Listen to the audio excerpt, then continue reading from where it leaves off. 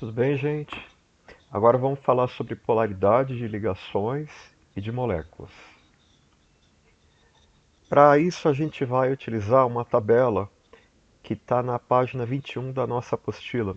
Essa tabela está sofrendo uma atualização agora, para ficar mais fácil de entender, e a gente vai colocar no Drive a apostila atualizada com essa tabela nessa disposição, ok? Para usar essa tabela, primeiro a gente tem que definir eletronegatividade, porque a gente vai usar essa propriedade para poder explicar polaridade. Ela é definida como sendo a facilidade que um átomo tem de atrair os elétrons de uma ligação. Como é a facilidade de atrair os elétrons de uma ligação, ela não é definida para a família 8A, porque a família 8A não faz ligação, né? Já está estável. Bom, vemos aqui nessas duas tabelas uma representação de eletronegatividade. Aqui uma tabela tridimensional, aqui uma tabela simples, né? Mostrando em ambos os casos que a eletronegatividade aumenta da esquerda para a direita, de baixo para cima, numa escala de 0 até 4. Ó. O átomo mais eletronegativo é o flúor, tem eletronegatividade 4. E o menos eletronegativo, que está à esquerda e mais para baixo, ó, numa vertical, ela aumenta para cima, né, diminui para baixo. O menos eletronegativo é o frâncio. Numa ordem decrescente, nós temos flúor, depois oxigênio, nitrogênio, cloro, bromo, iodo, carbono, fósforo e o hidrogênio. O hidrogênio está aqui à esquerda, mas ele tem uma eletronegatividade próxima ali a do carbono, entre a do carbono e a do boro, tá certo? E isso então, essa ordem decrescente, ela está na fila de eletronegatividade, essa daqui. Olha aqui os elementos que eu citei. Por último, os menos eletronegativos são os metais.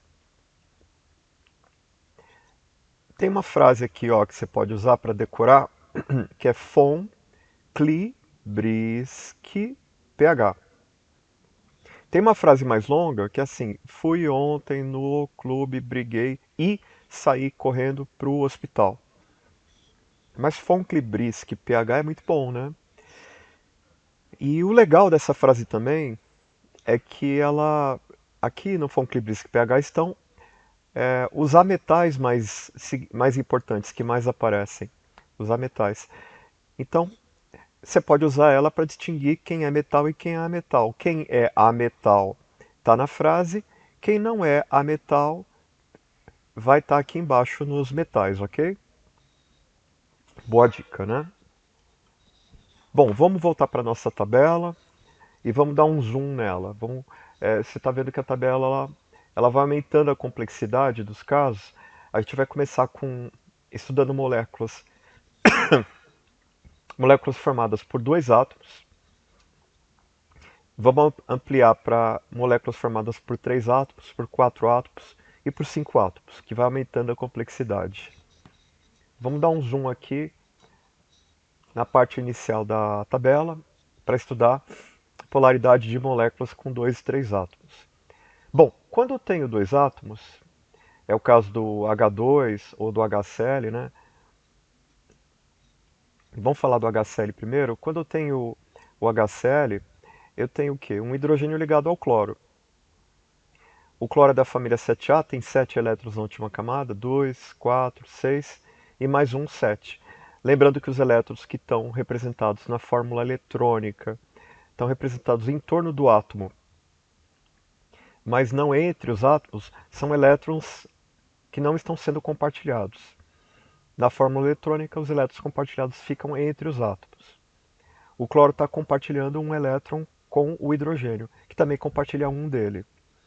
Hidrogênio, para ficar estável, precisa de 2 e o cloro de 8. Então, em volta do cloro passei até 8, em volta do hidrogênio passei até 2, todo mundo está estável. O compartilhamento eu represento por um tracinho na fórmula estrutural. Temos aqui a fórmula de pau e bola. Nessa fórmula, os átomos são representados pelas bolas, pelas esferas, e o pauzinho aqui representa a ligação, o palito, né? Bom, em termos de eletronegatividade, sabemos que o cloro é mais eletronegativo do que o hidrogênio, bem mais eletronegativo. Isso significa que ele vai atrair os elétrons dessa ligação mais para perto dele. Essa atração dos elétrons mais para perto do cloro vai fazer com que os elétrons fiquem mais próximos dele. Isso é representado nessa setinha, não confunda essa setinha, por favor, com ligação covalente coordenada ou dativa, não tem nada a ver. Essa setinha é para representar essa tendência dos elétrons se moverem para perto do cloro. Essa setinha é chamada de momento dipolo. Por que o nome é momento dipolo? Porque eu acabo gerando na ligação polos. Polo é uma concentração de carga. Polo negativo é onde tem uma concentração de carga negativa, e polo positivo é onde tem uma concentração de carga positiva. Bom, nessa molécula, nessa ligação, o lado próximo ao cloro se tornou um polo negativo, e o lado próximo ao hidrogênio se tornou um polo positivo. Só tem um vetor, ele é a própria resultante vetorial. A gente trabalha muito com resultantes vetoriais, soma de vetores, resultantes vetoriais. Quando só tem um vetor, ele é a própria resultante, né? A resultante dos momentos de polos é representada por essa letra μ, resultante vetorial. Essa resultante, quando é diferente de zero, né, ela é diferente de zero aqui, certo? Significa que é um polo, que essa molécula é um dipolo, ela tem um polo. O polo negativo está perto do cloro. É uma molécula polar, resultante vetorial diferente de zero, molécula polar, que contém polos. No caso do H2, que eu tenho dois hidrogênios ligados por um compartilhamento, né? Fórmula eletrônica, fórmula estrutural, aqui a fórmula de bolas e paus, né? Olha aqui as bolinhas dos hidrogênios. Como os hidrogênios são o mesmo átomo, eles têm a mesma eletronegatividade. Se eles têm a mesma eletronegatividade, os elétrons dessa ligação covalente aqui ficam homogeneamente distribuídos. Não vai existir uma região em que vai ter uma concentração de carga. Não vai existirão momentos de polo, tá certo? Ou se tiver momento de polo, pode ser que tenha um virado para cá dá hidrogênio, e eles vão ter uma resultante nula, porque eles atraem os elétrons com a mesma intensidade. Eu tenho uma resultante nula. Resultante nula, resultante de momentos de polo nula, significa que a molécula, que a ligação, e a molécula no caso, a molécula, ela não tem polos, não tem concentração de carga, é uma molécula apolar. Isso aqui é uma molécula apolar que tem ligação covalente apolar. Isso aqui é uma molécula polar que contém uma ligação covalente polar. Quando a gente vai para uma molécula com 3 átomos, a gente já tem o seguinte, aqui o CO2, gás carbônico. Carbono no meio, oxigênio no entorno. Vamos lembrar que o oxigênio é da família 6A, tem 6 elétrons na última camada. Olha que os 6 elétrons do oxigênio, 2, 4, vamos dizer que esses aqui são deles, 6, tá? E esse oxigênio também tem 2, 4, 6. Carbono é da família 4, 4A, tem 4 elétrons na última camada, 2, 4. Quando eles fazem esses compartilhamentos, todo mundo fica com 8, fica estável. O carbono fez 2 compartilhamentos, aqui e aqui. Então, no entorno do carbono, eu fiquei com 4 mais 4, 8. O oxigênio fez 2 compartilhamentos aqui, então no entorno dele eu fiquei com 2, 4, 6, 8. Todo mundo estável. Como aqui são 2 compartilhamentos, eu represento por 2 tracinhos, e aqui também. Fórmula eletrônica, ou de Lewis, fórmula estrutural, ou de Cooper. E essa é a fórmula de bolas, com o carbono no centro e os oxigênios as bolas verdes aqui. Ficam todos alinhados no ângulo de 180 graus. Em termos de polaridade, O oxigênio é mais eletronegativo do que o carbono.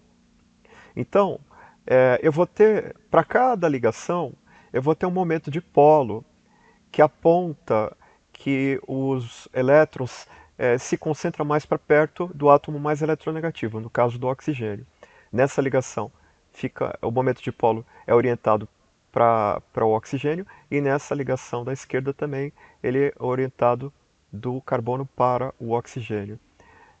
Isso pode ser representado por esses dois vetores. Repare que esses vetores têm mesma intensidade e sentidos opostos.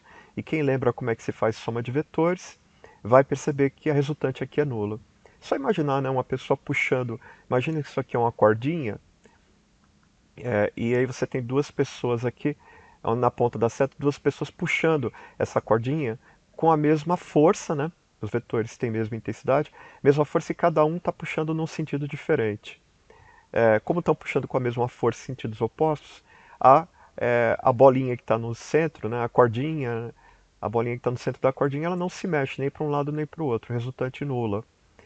Quer dizer que a resultante nula quer dizer o quê? Que os elétrons na molécula como um todo, eles ficam homogeneamente distribuídos. Então essa é uma molécula apolar. Olha que interessante agora, gente.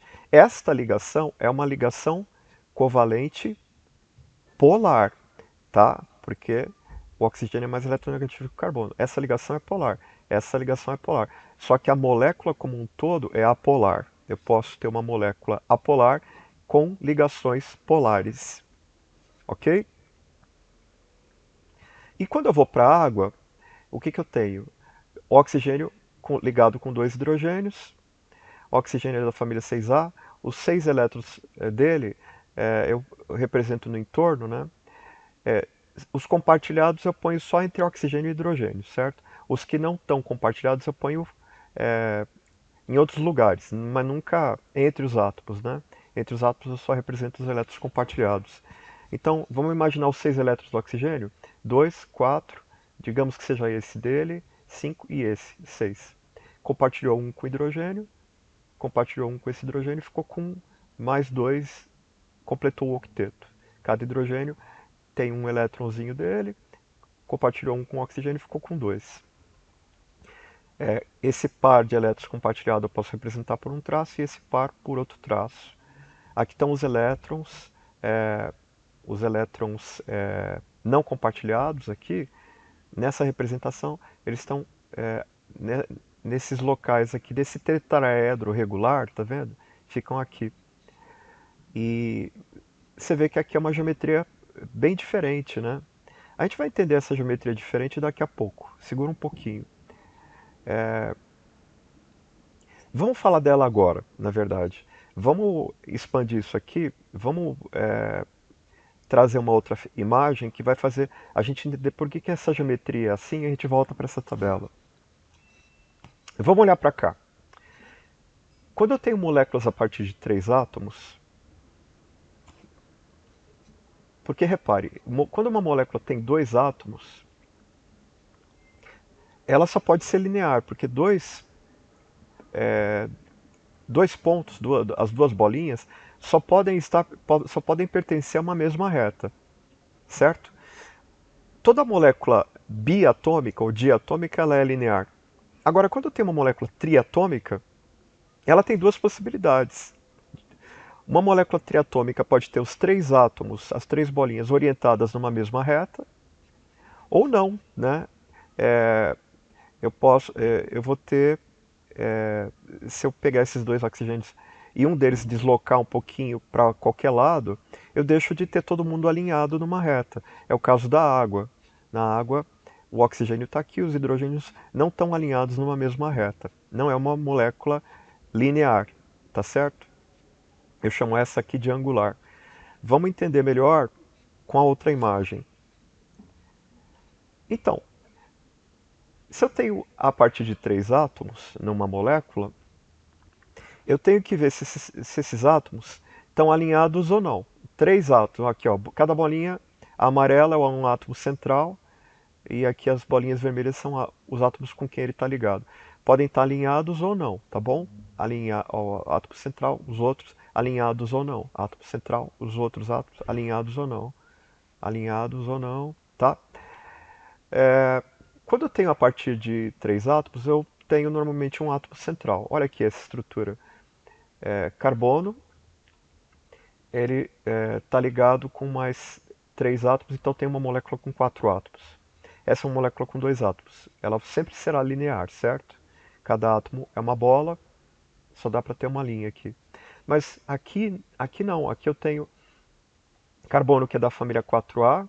4A tem quatro elétrons na última camada. Esses quatro elétrons tem que fazer, para ficar estáveis, ou quatro ligações simples, né? Ou essa vindo para cá, eu passo a ter essa vindo para cá, eu passo a ter uma dupla e duas simples, ou traz essa para cá, duas duplas, ou então traz essa para cá, eu tenho uma tripla e uma simples. Sempre quatro ligações, né? Para ficar estável tem que fazer quatro ligações. Então aqui o carbono está fazendo uma dupla e duas simples, está fazendo quatro ligações, ficando estável. O oxigênio, que é da 6A, tem seis elétrons na última camada, ele tem que fazer para ficar estável é, dois compartilhamentos, né? Com esses dois elétrons aqui. Podem ser na forma de duas simples ou juntando aqui uma dupla, né? E eu vou ter esses elétrons não compartilhados, né? Mas ao todo tenho 8 em volta, 2, 4, cada tracinho são 2, né? Então 2, 4, 6 e 8. 2, 4, 6 e 8, certo?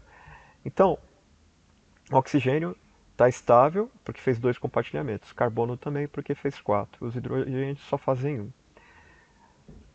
Agora, então eu tenho um átomo central.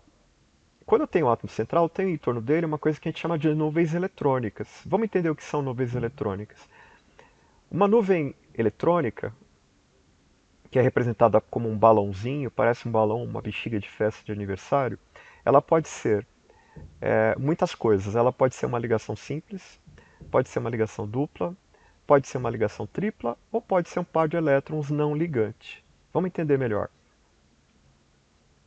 Bom, aqui é fácil. Se eu tenho uma ligação simples, eu tenho um par de elétrons compartilhado, então esse par de elétrons compartilhado, ele está orbitando entre esses átomos, ele está orbitando numa certa região do espaço, né? Não fica sempre no mesmo lugar. Essa região do espaço, ela lembra um, algo esférico ou elipsoide, né? Por isso a ideia do balãozinho, tá certo? Aqui outro balãozinho. Então esse balãozinho e esse são balões diferentes, são nuvens eletrônicas diferentes. Quando a gente olha para a dupla, a gente tende a imaginar que aqui teria também dois balõezinhos, porque eu tenho um par de elétrons aqui e outro aqui. A gente pensaria que aqui tem quatro balõezinhos, quatro nuvens, mas não funciona assim, tá? E dá para entender por quê. Porque esses quatro elétrons que estão aqui, eles são obrigados a ficar orbitando entre esses dois átomos aqui, entre o carbono e o oxigênio. Não podem ir para outras regiões. Eles estão sendo compartilhados entre o carbono e o oxigênio. Tem que orbitar em torno do carbono e o oxigênio. Então eles vão juntos compor uma nuvem só. Então eu vou ter aqui uma nuvem só. Aqui é outra nuvem, e aqui é outra. Então tem três nuvens. Ok? E aqui eu não tenho um átomo central, ok? Mas eu posso falar de nuvens. Eu posso falar que essa tripla constitui uma nuvem. Os seis elétrons dessa tripla têm que orbitar entre esses dois nitrogênios. Então eles estão relativamente próximos, numa nuvem só. Esse par de elétrons não ligante constitui uma outra nuvem. E esse outro par de elétrons não ligante, uma outra nuvem. Bom, nuvens de elétrons, né? Embora os elétrons às vezes tenham que ficar próximos devido ao compartilhamento, mas os elétrons têm cargas opostas, elétrons têm cargas iguais, todo elétron é negativo. Eles tendem a se afastar, a querer se afastar, né? A se repelir. Então as nuvens eletrônicas, essas nuvens que são independentes, né, uma da outra, dá para entender que elas vão querer se distanciar uma da outra. Tá? É que nem você pegar bexigas de festa de aniversário e tentar juntar. Elas tentam ficar distantes, porque elas se repelem, tá certo? Então aqui eu tenho um átomo central envolto de duas nuvens. Essas nuvens, como têm cargas iguais, vão tentar ficar o mais distante possível uma da outra. Essa distância maior possível é numa linha reta, num ângulo de 180 graus. Se forem três nuvens em torno do átomo central, elas vão tentar ficar o mais distante possível também. Isso se obtém num triângulo equilátero. Eu chamo isso aqui de geometria trigonal plana, isso aqui de geometria linear. E quando eu tenho quatro nuvens, vamos lembrar de festa de aniversário agora. Quando a gente vai em festa de aniversário de criança, tem gente que tem o hábito, e eu acho muito legal, de juntar quatro bexigas, né, quatro balões pelas suas pontas e amarrar com barbante, né, e pendurar no teto, tal, e fica bonito, tudo mais. Você já reparou? Não fica um triângulo. As pessoas costumam imaginar, pensar, triângulo não, perdão. Não fica uma cruz. As pessoas, quando pensam aqui no triângulo, aqui numa linha reta, pensam que quatro vão formar uma cruz. Mas não é. Quando você junta quatro bexigas, elas se repelem e, olhando bem para quatro bexigas que estão unidas se repelindo, elas formam um tetraedro regular, uma pirâmide. Olha aqui os vértices. Aqui eu teria aqui um lado da pirâmide, aqui o outro lado da pirâmide, aqui um outro lado ainda, tá certo? Aqui nesse desenhinho, né? Eu tenho, dá para ver as arestas da pirâmide, do tetraedro regular. E o átomo central está dentro do tetraedro. E cada nuvem aponta para um vértice do tetraedro, certo? Bom, eu tenho essas possibilidades de repulsão das nuvens eletrônicas. Só que além disso, eu tenho que as nuvens eletrônicas, elas podem ter átomos ligados ou não, né? Eu posso ter ligantes nas nuvens, ligantes ao átomo central, ou posso ter nuvens sem ter ligantes. Aqui no CO2, eu tenho no meio o carbono e dois ligantes, dois oxigênios ligantes. Aqui, ó, carbono amarelinho, aqui os oxigênios. Aqui no BF3, eu tenho boro no centro e três flúors ligantes. E assim por diante. Bom, quando eu tenho dois ligantes, eu tenho duas nuvens, essas nuvens se repelem, eu vou ter todo mundo orientado numa linha reta. E eu chamo isso de geometria linear. Se eu tenho três ligantes, e aqui tem um detalhe interessante, eu vou fazer uma pausa para fazer um comentário com vocês. Alguém pode olhar para isso e estranhar, né? O boro tem três elétrons na última camada. E aí, se pensaria, poxa, ele para ficar estável precisaria de 8 elétrons. Só que uma coisa interessante, o boro, ele consegue ficar estável com 6, tá vendo? Três tracinhos. Ele é uma exceção à regra do octeto, tá, gente? Tem duas exceções aqui interessantes que caem de vez em quando, bem de vez em quando. O boro e o berílio são exceções à regra do octeto. O berílio fica estável com 4, tem dois elétrons, mas consegue ficar estável com 4, por isso ele pode fazer dois tracinhos. E o boro, que tem 3 elétrons na última camada, ele pode ficar estável com 6, por isso os três tracinhos. É o caso aqui, o boro estável com 6 em torno dele. Cada flúor, que é da 7A, tem 7 elétrons na última camada, precisa fazer um tracinho, um compartilhamento, e é o que o flúor está fazendo aqui, com o boro. BF3, seja, tá certo? Essa estrutura existe, tem o boro estável e os flúores também. E é o que eu estou vendo aqui, o boro, que é o átomo central, em volta dele tem três nuvens. Essas três nuvens se repelem o máximo possível e isso obtenho num ângulo de 120 graus. Isso aqui vai ter uma geometria chamada trigonal plana. Agora, olha que interessante. De novo eu tenho um átomo central, aqui, né? E eu tenho de novo três nuvens no entorno dele. Vamos estudar essa molécula, que é uma molécula que desafia a gente em termos de ligação covalente, né? Vamos ver se vocês estão bons em estudo de ligação covalente. É dos casos mais difíceis, né? Porque tem dativa. Vamos lembrar? O enxofre está envolto de dois oxigênios. Enxofre aqui, dois oxigênios. Como é que eu faço as ligações? Primeiro, eu tento fazer o máximo de ligações covalentes comuns que eu posso fazer. A dativa só aparece depois que eu resolvo as comuns. Tá? Faz de conta que não tem isso aqui ainda. Vamos olhar para esses dois átomos. Enxofre e oxigênio são ambos da família 6A. O oxigênio está aqui, o enxofre está embaixo dele. Ambos são da família 6A. Ambos têm 6 elétrons na última camada. Ambos querem fazer dois compartilhamentos para ficar estáveis. Podem ser dois simples ou uma dupla. Como são oxigênio e enxofre, ambos precisam fazer duas ligações, ambos podem fazer uma dupla. Fazendo essa dupla, o oxigênio que tem já 6 fica com mais. Tem 6, né? Com a dupla fica com mais 2, fica com 8. O enxofre que tem 6, com a dupla fica com 8 também. Vamos olhar para o enxofre e prestar muita atenção no que tem em torno dele.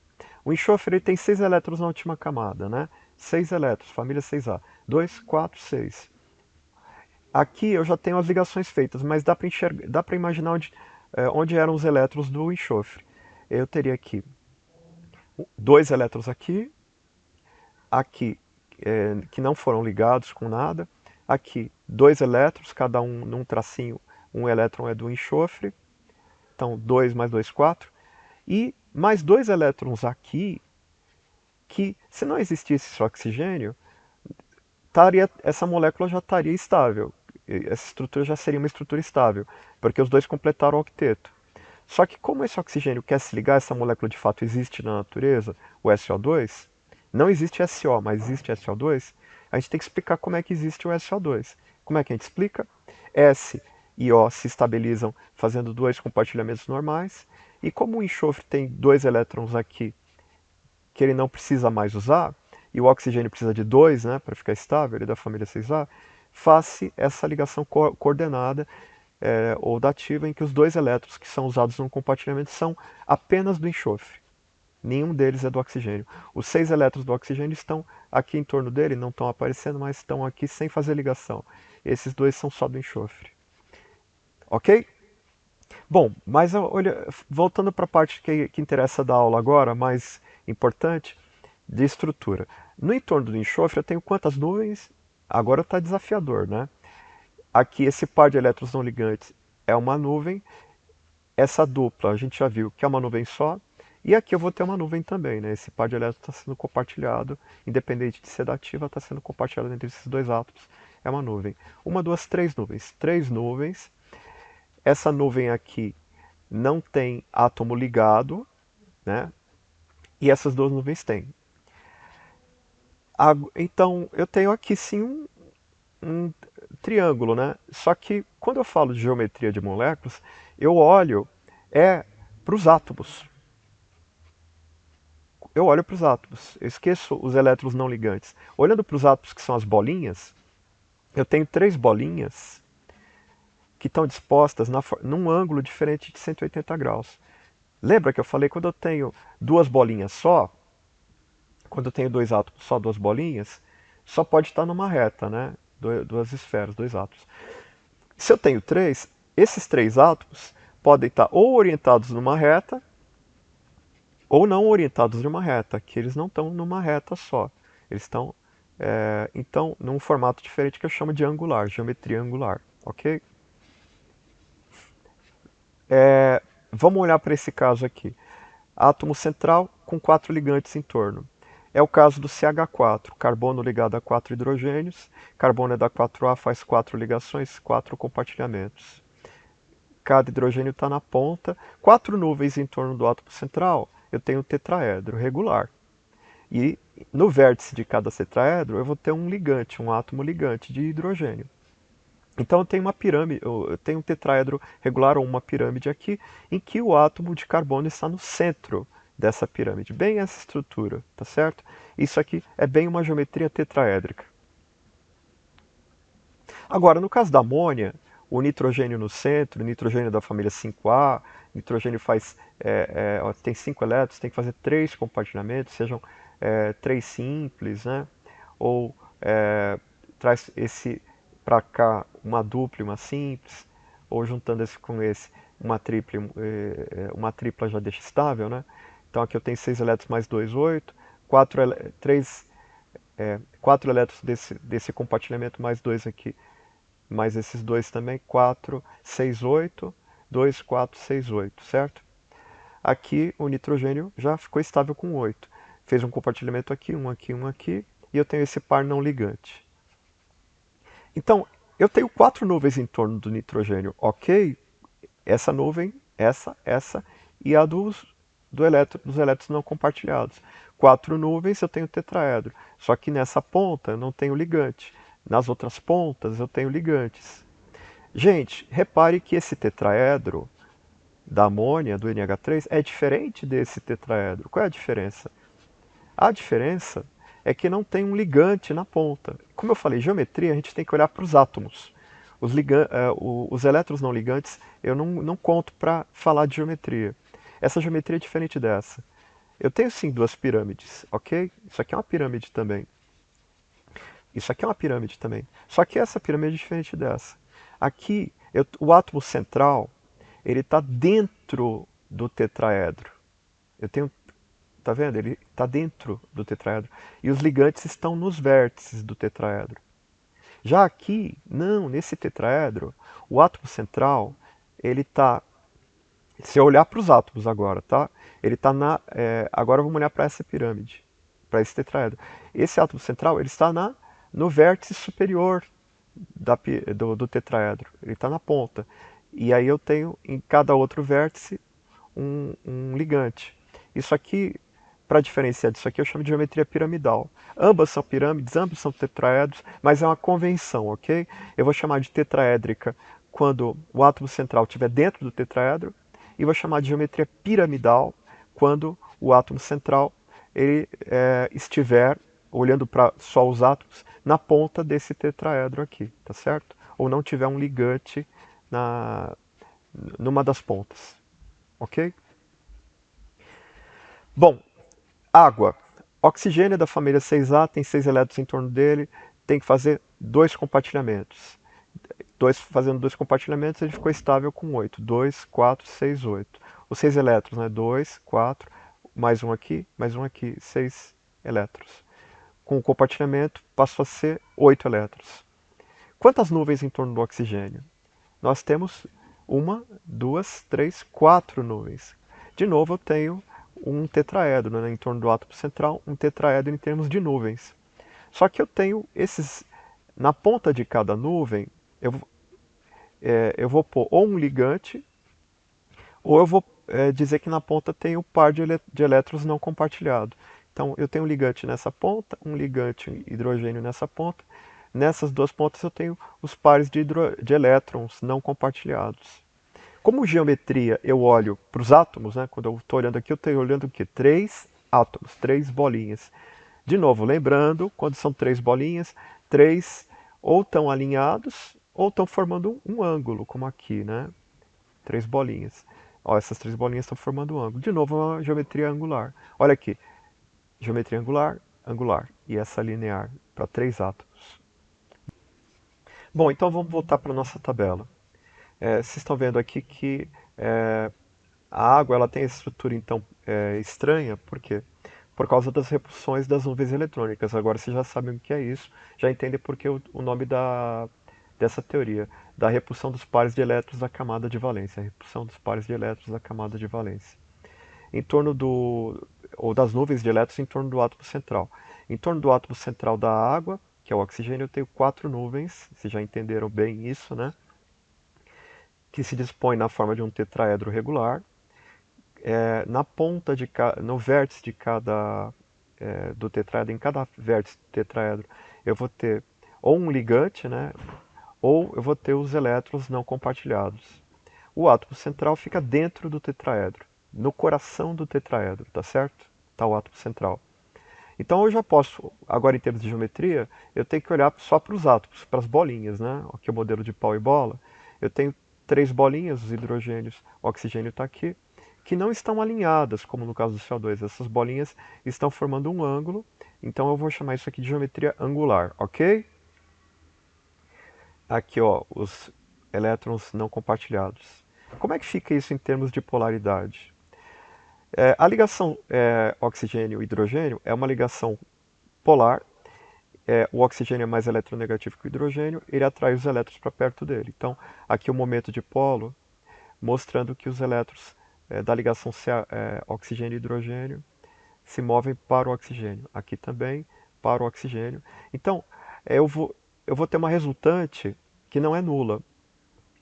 Eu vou ter uma resultante que é para cima, assim, ó. Imagina duas pessoas empurrando algum objeto que está parado aqui no centro. As pessoas estão empurrando num certo ângulo, né? Se as pessoas estivessem opostas, né, empurrando o objeto no centro, elas opostas se empurrando com a mesma força, haveria uma resultante nula. Mas como elas não estão opostas, elas não estão alinhadas, né? E elas empurram, esse objeto se move para frente, assim, tá certo? Eu tenho uma resultante que é para cá. A resultante vai dar bem onde está o oxigênio. Então, a região do oxigênio vai ser o polo negativo da água. A região onde estão os hidrogênios vai ser o polo positivo da água. Perto de cada hidrogênio tem um polo positivo. Nessa região toda tem um polo positivo. Perto do oxigênio, polo negativo. A resultante, então, é diferente de zero, portanto, a molécula da água é polar. Agora, molécula com 4 átomos. Tenho dois exemplos aqui. Vamos olhar para esse. Eu tenho o carbono, que faz uma ligação dupla com oxigênio, e duas simples com hidrogênio. Veja, o carbono é da família 4A, ele tem que fazer 4 ligações. Então, fazendo essas duas simples, ele fez duas, fazendo essa dupla, mais duas. Represento aqui a dupla pelos dois tracinhos na fórmula estrutural. Todo mundo está estável, o oxigênio fez dois tracinhos, o carbono fez 4 tracinhos, 4 ligações.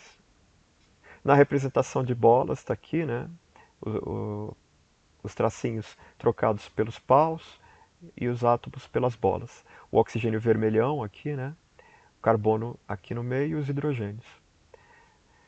Bom, em termos de geometria, eu tenho 3 nuvens em torno do átomo central. Vocês já entenderam, né? A dupla é uma nuvem só, cada ligação simples outra, mais uma nuvem.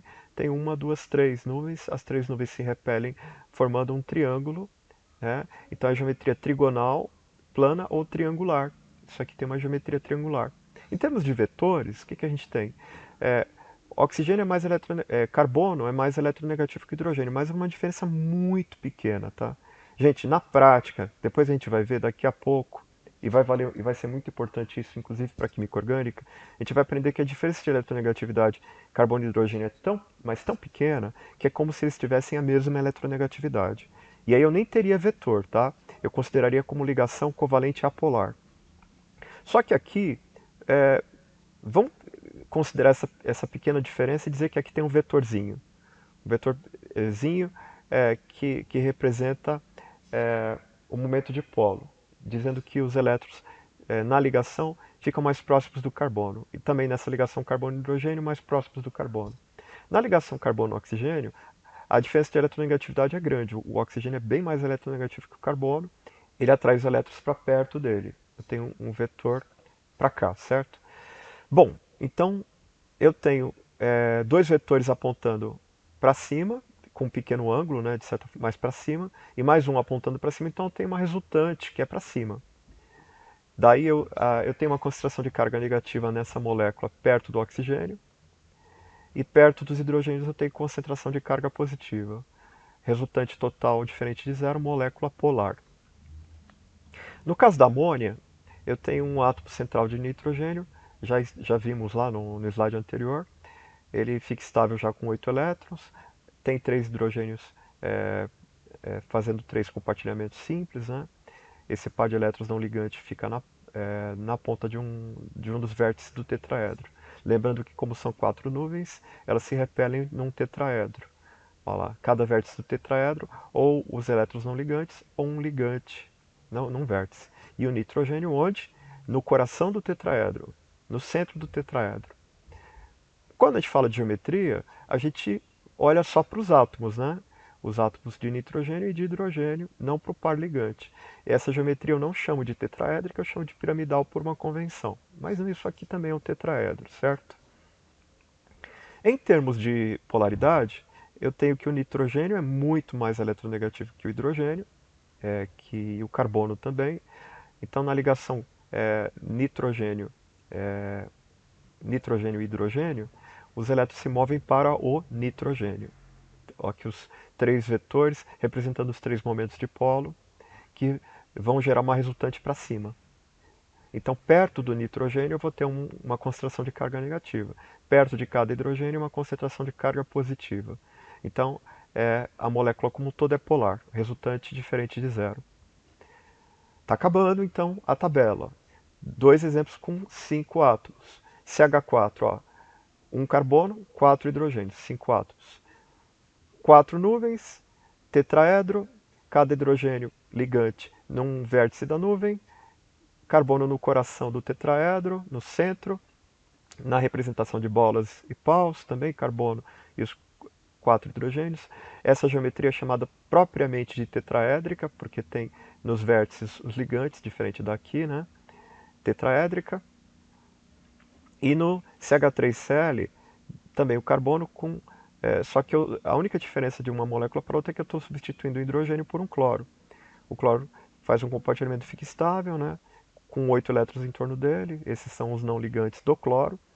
E aqui os ligantes, né, os elétrons compartilhados no caso, né, formando mais um tracinho. O átomo central é o carbono, 4 nuvens em torno do carbono, importa o átomo central, as nuvens dele, 4 nuvens em torno do carbono. Então tem um tetraedro também. Cada vértice vai ser ocupado por um átomo, pelo átomo de cloro, de hidrogênio e de hidrogênio. Olha aqui essa representação também. Então geometria tetraédrica, certo? Agora em termos de polaridade. Ligação carbono e hidrogênio, diferença de eletronegatividade muito pequena, como eu já falei, mas ela existe, então vou fazer um vetorzinho aqui do hidrogênio para o carbono. Nessa ligação também do hidrogênio para o carbono e nessa ligação também do hidrogênio para o carbono. Se aqui também fosse hidrogênio, esses 4 vetores se anulariam, como aqui, ó. Nessa figura é mais difícil de entender, mas nessa daqui a gente entende. Ó, os 4 vetores apontando para o centro do tetraedro. São vetores de mesma intensidade. Os vetores estão numa localização equidistante do centro. Então, se tivesse um pontinho aqui sendo empurrado por 4 pessoas com usando a mesma força e equidistantes, esse pontinho não se deslocaria. Resultante nula. Essa resultante é nula, essa molécula é apolar. Agora aqui não. Aqui eu tenho, no lugar do hidrogênio, um cloro que vai mexer com esse equilíbrio. O cloro vai atrair os elétrons da ligação CH para perto dele. Então, eu tenho elétrons indo desse hidrogênio para o carbono, desse hidrogênio para o carbono, desse hidrogênio para o carbono, só que do carbono para o cloro. Então, perto do cloro se concentra uma carga negativa, e perto de cada hidrogênio uma carga positiva. A molécula aqui vai ser polar. Resultante, então, é diferente de zero, certo? Molécula polar. Ok? Tem uma outra maneira da gente estudar a polaridade, que é uma maneira bem simples, que não necessita de geometria. Vou falar dela agora. Essa parte da tabela, ó, avaliação da polaridade usando apenas a fórmula eletrônica ou estrutural plana, tá? Mas não necessita conhecer a geometria. Você faz assim, você olha, bom, vamos pegar esse caso de 2 átomos primeiro. Se eu tenho átomos iguais, a molécula já é apolar, não tenho o que discutir. Ó. Molécula diatômica, basta observar se os átomos são iguais. Como são iguais, tem mesma eletronegatividade, molécula apolar. Átomos diferentes, também, diatômica, basta observar se os átomos são iguais. Átomos diferentes, eletronegatividade diferente, então vai ter uma região mais polar, mais negativa, a molécula é polar. Quando eu tenho a partir de 3 átomos, o que eu vou fazer?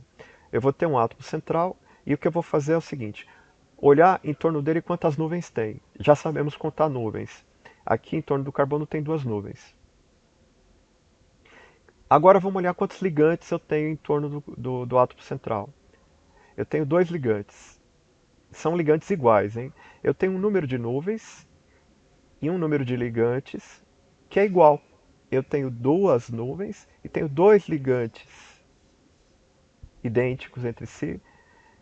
Sendo um número de nuvens e um número de ligantes batendo esse número, eu vou dizer que essa molécula é apolar, sem conhecer a geometria. Por quê? Qual é a lógica disso? Tendo o mesmo número de nuvens e de ligantes, esses ligantes vão ficar distribuídos de forma homogênea. E estando distribuídos de forma homogênea e sendo ligantes iguais, os elétrons vão ficar distribuídos de forma homogênea também. A molécula vai ser apolar. Então, olha aqui o estudo. Conta o número de nuvens de elétrons em torno do átomo central. Conta o número de ligantes iguais. Ligantes iguais entre si, tá? Eu tenho... Se aqui fosse oxigênio, aqui fosse, por exemplo, enxofre, oxigênio e enxofre são 2 ligantes, mas não são iguais entre si. Eu só teria um ligante. O número de nuvens seria 2 e o número de ligantes iguais seria 1. não seria apolar, porque o enxofre alteraria esse equilíbrio. O enxofre não tem a mesma eletronegatividade do oxigênio. Entendeu? Mas aqui o número de nuvens em torno do átomo central e o número de ligantes iguais, no caso dos dois oxigênios, bate, isso faz com que a estrutura seja apolar. Número de nuvens é igual ao número de ligantes iguais. Como é igual, a conclusão é que a molécula é apolar. No caso da água, eu tenho em torno do oxigênio 4 nuvens e eu tenho dois ligantes que são iguais entre si. São dois hidrogênios. Eu tenho 4 nuvens de elétrons em torno do átomo central e tenho dois ligantes iguais entre si, que são dois hidrogênios. Esse número não bateu com esse. Se não bateu, a molécula deve ser polar. E faz sentido, ela é polar. Porque o número de nuvens não batendo, os ligantes, mesmo sendo iguais, eles não vão ficar homogeneamente distribuídos e os elétrons não ficam homogeneamente distribuídos e a molécula não tem como ser apolar, ela será polar. Vamos continuar usando essa parte aqui para explicar os outros sem ter que usar geometria. Ó, em torno do átomo central eu tenho quantas nuvens? Uma, duas, três. Três nuvens. Quantos ligantes eu tenho iguais? Eu tenho dois ligantes iguais. Esse não é igual, esse é diferente. O número de nuvens é 3, o número de ligantes iguais é 2, não bateu, essa molécula é polar. Ó, 3 nuvens e 2 ligantes iguais. Não bateu, 3 é diferente de 2, a molécula é polar. Se aqui fosse hidrogênio, descartando o fato que não dá para fazer, o hidrogênio não consegue fazer uma dupla, mas digamos que fosse hidrogênio, se fosse todo mundo igual, mesmo número de nuvens, mesmo número de ligantes iguais, 3 nuvens, 3 ligantes iguais, seria apolar. Mas esse oxigênio mexeu, mudou a brincadeira, ficou uma molécula polar. Aqui também, ó, 4 nuvens em torno do átomo central, 3 ligantes iguais. Não tem como isso aqui ser apolar. Vai ser polar, não precisaria nem olhar para a geometria. 4 nuvens, 3 ligantes iguais entre si. Esses números são diferentes, a molécula é polar. 4 nuvens, 4 ligantes iguais. Olha aqui como isso aqui é bem homogêneo. Tende a ser uma molécula apolar. 4 nuvens, 4 ligantes iguais, apolar. Agora, se eu substituo o hidrogênio por um cloro, eu deixei de ter 4 ligantes iguais em torno do átomo central. Isso vai mexer no equilíbrio, né, na distribuição homogênea dos elétrons. Essa molécula daqui, né, eu posso olhar para cá sem ter que olhar para essa fórmula, só pela eletrônica. Quando eu substituo o hidrogênio pelo cloro, eu mexi no número de ligantes iguais, só 3 ligantes são iguais, isso é diferente. Então eu tenho 4 nuvens em torno do átomo central, só que eu tenho só 3 ligantes iguais. Essa molécula não tem como ser apolar, será polar. E se aqui fosse outro cloro? Continuaria sendo polar.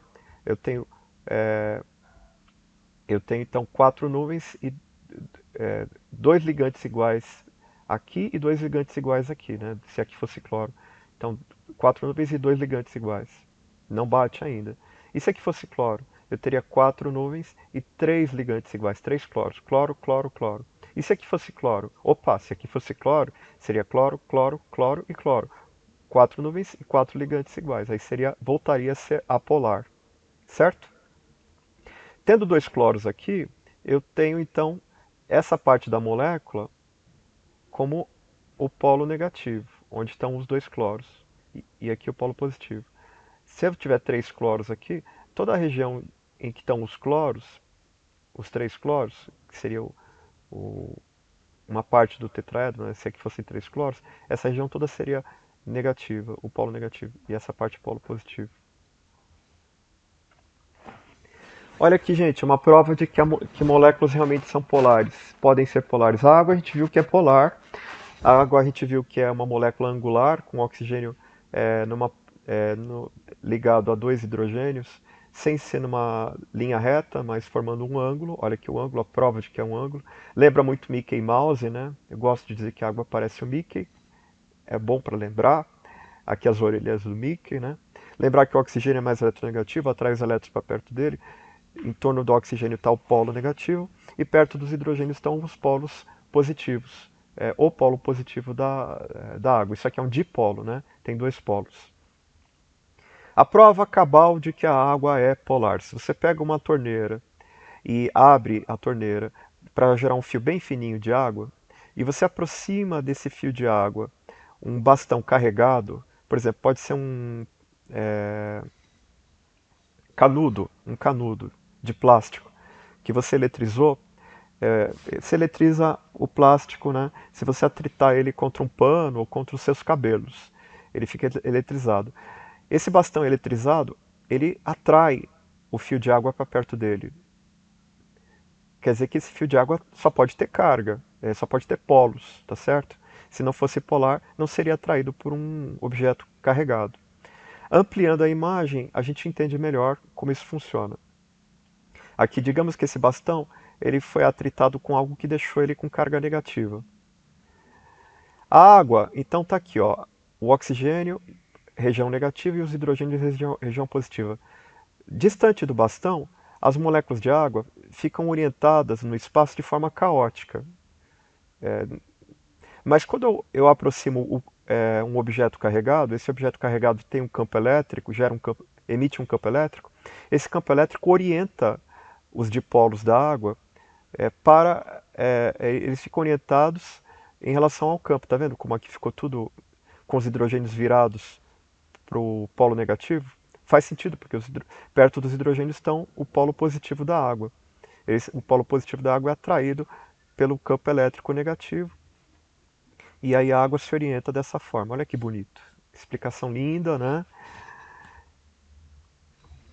Outra coisa importante sobre polaridade, prática, uma coisa prática muito importante, é a regra da solubilidade, que diz que semelhante tende a dissolver semelhante.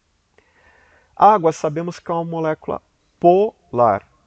E nós sabemos que a água não se dissolve em óleo. Você pode chacoalhar aqui, formam-se microgotículas, né?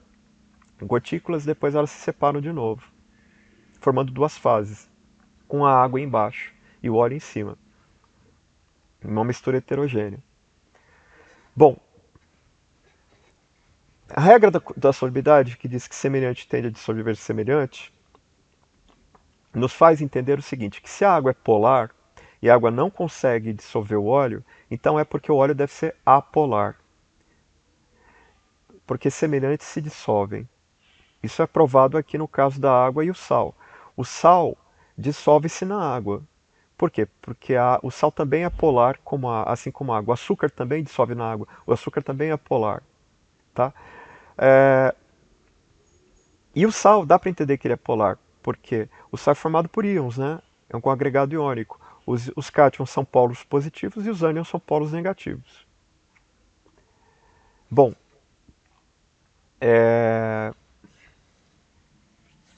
essa regra da solubilidade é muito interessante porque, na prática, porque ela ajuda a gente a entender como é que a gente faz limpeza de objetos. Se eu tenho um objeto sujo com óleo, gordura, por exemplo, que não dissolve em água, eu poderia dissolver num outro objeto, uma outra substância apolar, como gasolina, por exemplo. Gasolina é um derivado de petróleo, os derivados de petróleo não se misturam na água. Lembre que o petróleo, quando cai na água, ele fica flutuando, né? E aí, se eu tenho uma mancha de gordura em algum lugar, já que a gordura é apolar, eu posso dissolver a gordura com gasolina. Não consigo dissolver com água, mas dissolvo com gasolina, porque é semelhante. Agora, uma coisa muito bonita também. Como é que o sal se dissolve na água? Microscopicamente, a gente sabe que no NaCl, em cada grãozinho desse, ampliando bem, eu tenho estruturas rígidas, cristalinas, em que eu tenho cada íon sódio, a bolinha roxinha, envolvido pelo máximo de íons cloreto, cloro menos, que ele puder. Campo elétrico, né? E cada cloro também envolvido pelo máximo de sódios que ele pode se compacta nessa estrutura aqui de cristal de NaCl. A água nós sabemos que é uma molécula, e é uma molécula polar, né? Oxigênio com dois hidrogênios. Aqui o momento de polo é representado pela letra sigma. Tá? Temos um momento de polo negativo perto do oxigênio e momentos de polo positivos perto dos hidrogênios. Polo negativo da água é onde está o oxigênio. Polo positivo onde estão os hidrogênios. As moléculas de água conseguem dissolver o sal como? Elas se aproximam do sal e elas se retiram os íons do sal, retiram os íons e envolvem os íons. Os íons de sódio positivos são envolvidos pela parte negativa da água. Tá vendo que o sódio orientou a água para o lado do oxigênio? Aqui eu tenho uma, duas, três, quatro, cinco moléculas de água envolvendo cada íon sódio. E aqui as moléculas de água se orientam para o cloreto pelo seu lado positivo, que é onde estão os hidrogênios. O cloreto é negativo, atrai os hidrogênios que são positivos. Cada íon fica envolvido por uma quantidade grande de moléculas de água, e aí eu falo que eu passo até o íon hidratado ou solvatado. Água de hidratação ou de solvatação. E aí esses íons envolvidos pela água não voltam a se juntar. É assim que a água consegue dissolver o sal. Por aqui também dá para perceber que se eu tiver sal demais, pouca água, eu não consigo dissolver todo o sal. Porque a água, para dissolver o sal, ela tem que envolver os íons. Se eu tiver muito sal, eu não vou ter água suficiente para envolver todos os íons. Bonito, né? E também dá para entender, com esse tema da polaridade, como é que funcionam, como é que algumas estruturas conseguem se dissolver em água e em óleo. Sabemos que a água é polar e que o óleo é apolar. A água, que é polar, as substâncias que se dissolvem em água são chamadas de hidrofílicas. Filos quer dizer afinidade, e hidroágua. As substâncias que se dissolvem em óleo são chamadas de lipofílicas. Lipo quer dizer gordura. Filos, afinidade. Quem se dissolve na água não se dissolve no óleo, tá certo? E quem se dissolve no óleo não se dissolve na água. Mas tem substâncias que conseguem se dissolver nos dois. Nós sabemos que o álcool, se dissolve em água e consegue dissolver um pouquinho o óleo também. Olha que o álcool etílico, o etanol, a gente vai estudar ele melhor na química orgânica. O etanol tem um carbono ligado a 3 hidrogênios, por simples, faz uma ligação com outro carbono, por simples, 4 ligações. Esse carbono também se liga a 2 hidrogênios, a um oxigênio, 4 ligações, né? Uma com carbono. O oxigênio faz 2 ligações, uma com carbono e uma com oxigênio. Isso aqui é o álcool etílico ou etanol. Veremos em química orgânica. E é interessante que ele consegue se dissolver tanto em água quanto em óleo, em uma certa quantidade. Gasolina, por exemplo, tem um pouco de etanol, certo? A gente adiciona aí em torno de 20 e poucos por cento de etanol na gasolina, para diminuir a emissão de poluentes no ar. Mas sabemos que o álcool também se dissolve em água. Como que ele consegue dissolver? Na água, que é polar, e na gasolina, que é apolar. O segredo está no fato dessa estrutura ter uma região apolar e ter uma região polar. Tá? Essa região apolar, por que ela é apolar? Porque é onde tem hidrocarboneto, hidrocarboneto é onde tem carbono e hidrogênio, toda estrutura que tem hidrocarboneto ela é apolar por quê? Não precisa nem olhar para a geometria. Lembrem que eu falei há pouco que a diferença de eletronegatividade entre hidrogênio e carbono é muito pequena mesmo. É como se não tivesse diferença de eletronegatividade, tá? Não havendo diferença de eletronegatividade entre carbono e hidrogênio, é como se essa ligação CH fosse apolar. Se as ligações são apolares, independente da geometria, a estrutura é apolar, certo? Não tem um elétron se direcionando para nenhuma região em particular. Onde você tiver hidrocarboneto, tem estrutura apolar. Agora, aqui essa parte do etanol, onde tem o oxigênio, essa estrutura é polar. Por quê? Porque na ligação CO e na ligação HO, essas duas ligações são polares. O oxigênio é muito eletronegativo, ele atrai os elétrons para perto dele. Então essa parte da molécula do etanol torna a molécula é uma região da molécula, uma molécula já um pouco maior, né? Um pouco grande, né? Olha quantos átomos. É uma região polar. E essa região da molécula é apolar. Podemos ter moléculas, então, polares, apolares e também moléculas que têm regiões apolares e regiões polares. Então eu falo que essa molécula como um todo é uma molécula anfifílica. Anfi quer dizer que tem as duas características, lembra de anfíbio, né? que vive na terra e vive na água, tem duas características. A característica filos, né? Afinidade. Característica de se dissolver em água e de se dissolver em óleo. Tá certo? Mais um detalhe. É, o que não gosta de água, eu chamo de hidrofóbico. Phobos quer dizer medo. E o que não gosta de óleo, eu lhe chamo de lipofóbico, tá bom? Então essa região que é polar, gosta de água, é hidrofílica. Não gosta de óleo, é lipofóbica. Essa região apolar, essa região apolar gosta de óleo, é lipofílica e não gosta de água, é hidrofóbica. Ok? Então essa parte do etanol, ela consegue se dissolver em gasolina. Daí ela é apolar, ela consegue se dissolver em gasolina. É o que explica o etanol conseguir se dissolver em gasolina numa certa quantidade. E essa parte é o que explica o etanol conseguir se dissolver na água, tá bom? É interessante nesse momento também entender por que, que o etanol consegue destruir os vírus, como o coronavírus. Os vírus, o que, que eles têm? Eles são estruturas simples que têm uma proteína envolvida por uma camada de lipídios, tá bom? Uma camada lipídica. Tem uma camada lipídica e dentro dela tem uma proteína. Se eu destruo a camada lipídica, eu destruo o vírus. Como é lipídica essa camada, ela é solúvel ela é apolar.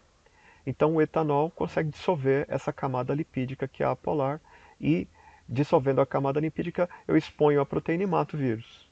Mato, entre aspas, né? O vírus não é um ser vivo. Eu acabo com o vírus, destruo o vírus. Ok? O sabão.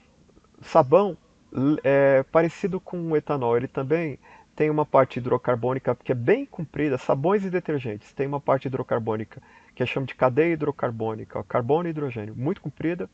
E eu tenho uma região na ponta, que eu chamo de cabeça, que é uma região polar, tá? Porque ela tem oxigênios normalmente, tem átomos muito eletronegativos, e aí ela acaba sendo hidrofílica. Ó, a cabeça é hidrofílica por ser polar, que é atraída por moléculas de água. E a cauda, essa região aqui comprida eu chamo de cauda, é uma hidrofóbica, porque como ela é apolar, ela não gosta de água, ela é hidrofóbica, que é atraída por moléculas, é, por moléculas não polares, né? Ela é como de gordura, por exemplo, de óleo. Um detalhe interessante, aqui eu tenho cargas, né? Esse sabão aqui ele tem cargas. Ele é um composto também iônico. Aqui a ligação oxigênio-sódio, como o sódio é metal, o oxigênio é metal, é uma ligação iônica. Então, aqui eu tenho uma carguinha negativa perto do oxigênio e uma carguinha positiva perto do sódio. Então, o sabão é uma estrutura iônica que também tem ligação covalente. Tem ligação iônica e tem ligação covalente. A parte da ligação iônica explica porque ele dissolve bem em água. O sabão é bem solúvel em água. E a parte apolar dissolve mostra porque que sabão é tão eficiente para limpar gordura. Olha aqui uma outra representação, a cabeça do sabão, que é polar, e a parte apolar, uma caudinha. Lembra o espermatozoide, né? Quando eu coloco o sabão em água, como a água ela é polar, né? Ó, em cima da água tem vapor d'água, tá? Imagina aqui uma tigela com água e em cima tem vapor d'água. É comum algumas questões de vestibular que já perguntaram como é que ficam microscopicamente moléculas de sabão que são colocadas na água. Elas ficam desse jeito, tá? A água é polar, então a cabeça, que é polar, fica orientada para a água, fica voltada para a água. E as caudas, que são apolares, ficam para fora. Se eu colocar bastante sabão aqui, ou detergente, eu vou obrigar eles a se misturarem. Aí, não que eu obrigo eles a se misturarem, essas caudas, que são apolares, tendem a ficar voltadas umas para as outras, assim, tá certo? E as cabeças para fora, para diminuir a repulsão a repulsão, tá certo? As cabeças que são polares ficam viradas para a água e se dissolver, e aí o sabão se dissolve na água. E as caudas que são apolares ficam viradas umas para as outras. Isso aqui se chama micela, tá? É uma estrutura tridimensional. Imagina uma esfera, tá? tridimensional, todas as caudas para o centro. Essa esfera é muito eficiente para limpar gordura. Quando eu ponho aqui um objeto gorduroso, o que é a gordura ela fica no centro, onde estão as caudas. E aí as caudas que são apolares conseguem dissolver a gordura. A gordura não se dissolve na água, mas o sabão envolve, a micela do sabão envolve a gordura e a própria micela consegue se dissolver na água. Aqui um exemplo. Eu tenho uma roupa suja, imagina que isso aqui é um tecido sujo com óleo, por exemplo, que é apolar. Se eu jogar na água, enxaguar com água não adianta, não tiro.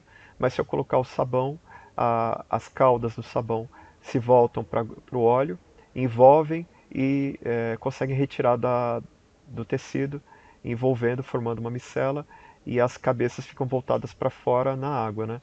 Então eu pego isso aqui, ponho dentro da água e jogo sabão também, dou uma chacoalhada e aí o sabão envolve a gordura. A gordura fica envolvida pelo sabão formando micelas. Aqui a gordura envolvida é, fica no interior da micela, tá certo? Bom, então lembre-se bem que quando eu tiver uma estrutura formada por carbono e hidrogênio, que eu posso representar de diversas maneiras, tudo isso aqui é representação da vitamina A. Na química orgânica, que a gente vai estudar depois, a gente trabalha muito com compostos que têm carbono, né? Toda a química orgânica é a química dos compostos de carbono. E a forma de representar é diversa, mas mesmo sem ter tido química orgânica, é uma coisa que você pode matar muito exercício agora, se você souber, que essas estruturas aqui representam hidrocarboneto. Carbono ligado com hidrogênio pode ser representado dessa forma ou dessa. Aqui eu estou omitindo o carbono, eu posso omitir ele e dizer que ele é um vértice de uma estrutura geométrica. Toda vez que tem uma estrutura geométrica assim na química orgânica, os vértices são onde tem carbono, tá?